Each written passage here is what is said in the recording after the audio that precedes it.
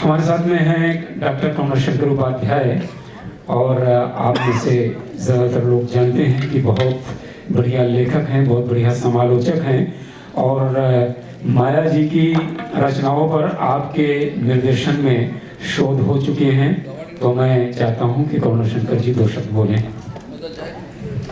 धन्यवाद मित्रों। माया गोविंद के मायावी व्यक्तित्व पर 2-3 मिनट में कुछ कह पाना आसान नहीं है। एक वाक्य में कहा जाए तो उनका व्यक्तित्व ही इंद्रधनुषी रहा है। अगर आप किशोरी राधा के सौंदर्य की अल्हड़ता, मीराबाई के क्रांतिदर्शी व्यक्तित्व का विद्रोह और भक्ति, महादेवी वर्मा की वेदना और सुभद्रा कुमारी चौहान की देशभक्ति एक कवित्री में देखना चाहते हैं तो उसका नाम माया गोविंद है। हिंदी कविता की श्रेष्ठतम प्रवृत्तियां जो हैं अपने संपूर्ण भाव वैविध्य के साथ माया गोविंद की रचनाओं में उपलब्ध होती हैं। उन्होंने नाट्य शास्त्र से लेकर काव्य मीमांसा तक का गहरा अध्ययन किया था। समझ का कोई विकल्प नहीं होता, और कविता की जितनी अच्छी समझ, विशेष करके छंदों की और तुक की, माया गोविंद के पास थी, वह बहुत कम कवियों के पास होती है। उपमाओं और उत्प्रेक्षाओं का उनके पास एक खजाना था। अद्भुत कल्पनाशीलता उनके व्यक्तित्व में थी, और वह लगातार पढ़ती थी और चिंतन करती थी। एक बेचैन आत्मा थी, क्योंकि वो बड़ी चिंता को लेकर के जी रही थी। उनके सामने देश भी था, राष्ट्र का पूरा व्यक्तित्व और भविष्य था, पूरे विश्व और मनुष्यता की कल्याण की कामना रहती थी। तो उनका एक गहन सरोकार भी रहा उनकी कविताओं का। तो इसलिए आप देखेंगे कि वे गीत भी लिखती हैं, गजल भी लिखती हैं, फिल्मी गीत भी लिखती हैं, मुजरा भी लिखती हैं, लोकगीत भी लिखती हैं। ब्रज माधुरी के सौंदर्य को पूरी तरह से उद्घाटित करती हैं।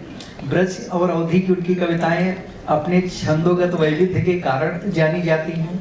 बहुत अच्छी गायिका थी, उसी स्तर की नृत्यांगना थी। एक व्यक्तित्व कितने अनेक विरोधी और परस्पर विपरीत आयामों को अपने भीतर समेट सकता है, वह माया गोविंद के भीतर हम देख सकते हैं। ऐसा व्यक्तित्व, ऐसा जिंदा दिल व्यक्तित्व बहुत कम देखने में आते हैं। और उन्होंने मुझे लगता है कि अजय गोविंद के बाद मुझे ही वो बेटा कह करके पुकारती थी, और लगातार फोन करती थी और साधिकार बोलती थी, बेटा तुम इस दिन हमारे घर आ जाओ।